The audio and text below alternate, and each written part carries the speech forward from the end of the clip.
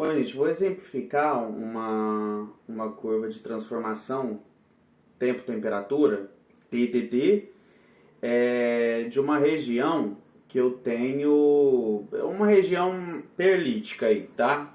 Coloquei para vocês, então eu tenho a curva vermelha, tem uma azul e uma verde. A curva vermelha, gente, é a curva de início da transformação. Na azul, quer dizer que eu tenho, é o ponto de referência onde metade da minha microestrutura, metade da minha austenita, isso é uma liga eutetoide, tá? Metade da minha austenita já se transformou, nesse caso, em perlita. E eu tenho a linha verde que indica o fim da transformação. Então imaginem só, nessa imagem que eu coloquei para vocês aí. Eu tenho lá uma liga eutetoide e tal, aí ela tá 900 graus Celsius, aí eu peguei ela e resfriei ela até 740 graus Celsius.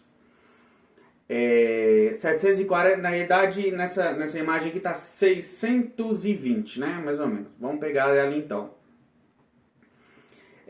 Mostrou aí esse ponto de 620. Eu peguei, abaixei rápido a temperatura de 900, né, 800, 900, sei lá, chutando a temperatura, resfriei rápido até 620 graus Celsius e mantive essa temperatura. O que vai acontecer, gente? 620 resfriei rápido, em 620 a austenita não é mais austenita, né? Ela quer virar, é autetoide, vamos lembrar que é autetoide, ela quer virar perlita. Cheguei a 620, tá na temperatura dela virar perlita. Eu vou, seguro 620, aí ó, na medida que vai passando o tempo, que é o eixo X, vou andando no eixo X, vai passando o tempo, cheguei na linha vermelha, a austenita começa a virar perlita. Vou andando, vai passando o tempo, chegou na linha azul, 50% da austenita já virou perlita. Vai andando o tempo, chegou na linha verde, 100% da austenita virou perlita.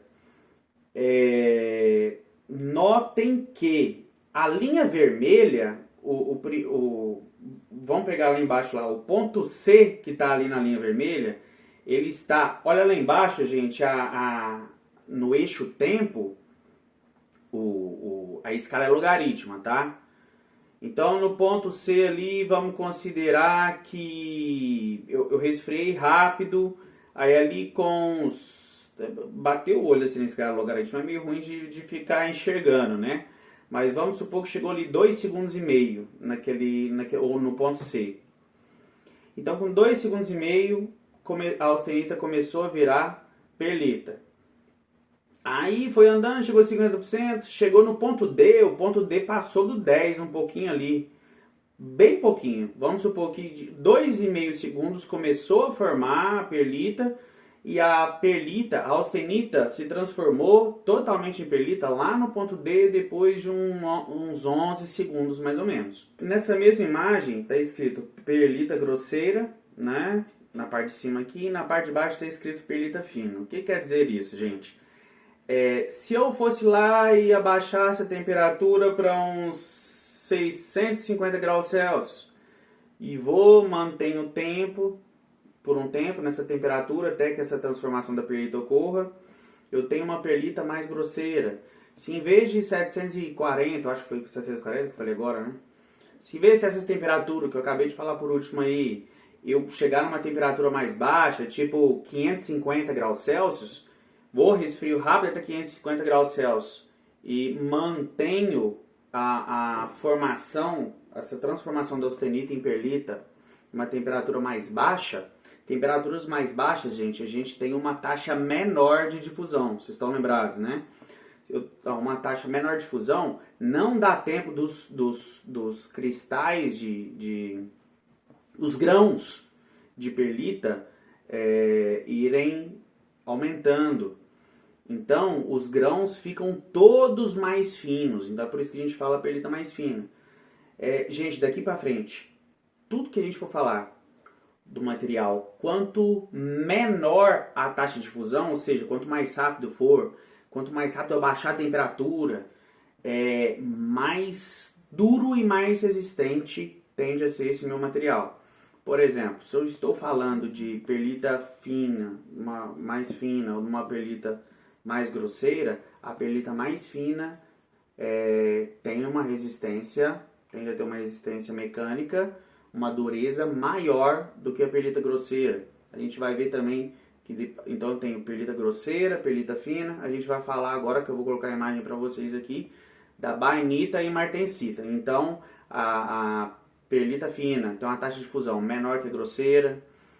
A bainita tem uma taxa de fusão menor do que a perlita fina. E a martensita tem uma taxa de fusão quase nula, próximo de zero, que é menor ainda do que a bainita.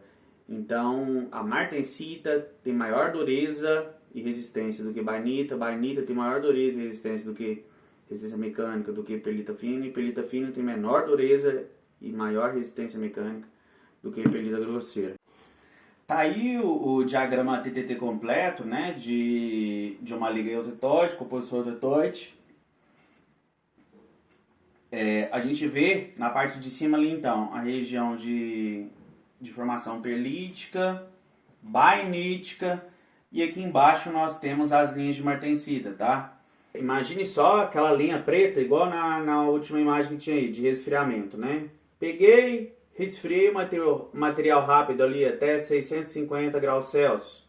Mantive em 650 graus Celsius até 10 elevado a 2, lá embaixo no eixo X ali. 10 elevado a 2 é 100 segundos, né, gente? 10 a 2. 10 a 2 é 100.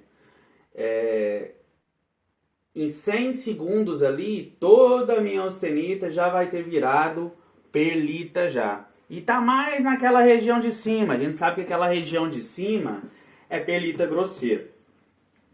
Então, vamos pegar outra hipótese ali. A gente pegou, esquece essa linha que você fez imaginariamente, a gente pegou e fez um resfriamento, aí desce uma linha preta ali, até uns 580 graus Celsius.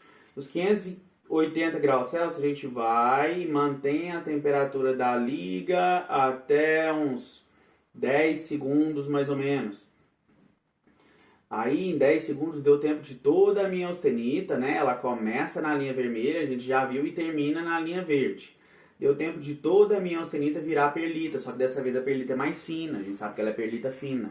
E ela tem uma resistência e dureza maior do que a perlita grosseira.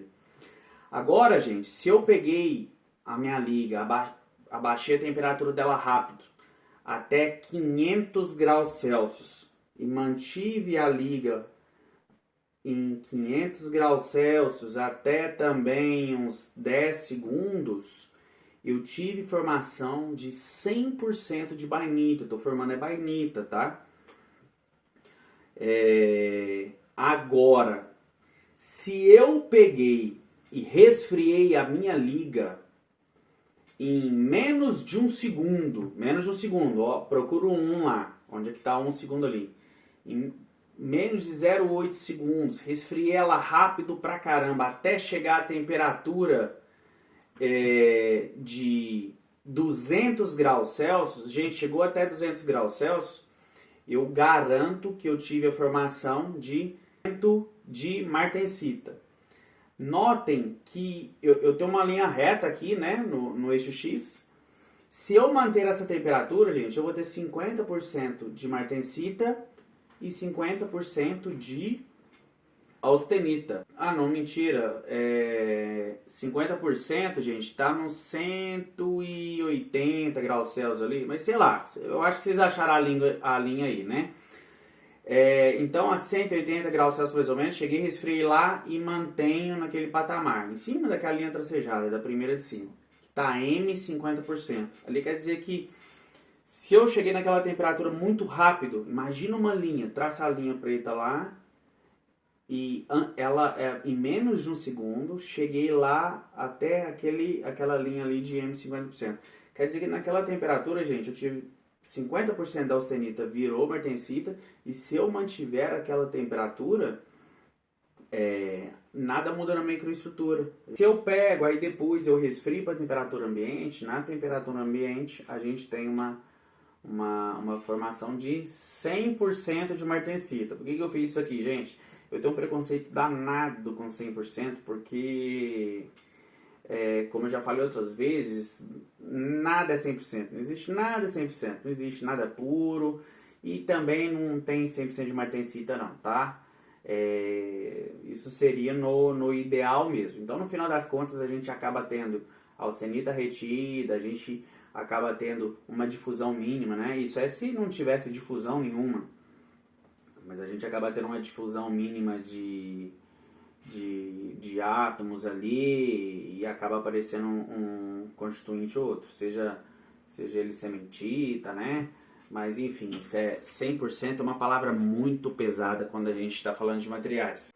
Então ali, outro exemplo, peguei uma linha, peguei a linha lá, tracei ela descendo, resfriei o material muito rápido, né, em menos de um segundo, e abaixei a temperatura do material ali, cheguei ele a 120 graus Celsius, sei lá, vamos imaginar que 120 seja bem em cima daquela linha M90. Eu posso chegar ali e deixar lá o tempo que for que eu tenho 10% de austenita e 90% de martensita. Aí depois que eu resfriar para a temperatura ambiente, eu passo a ter 100% de martensita. 100% de martensita. Gente, o resfriamento para a formação de martensita é muito rápido, né?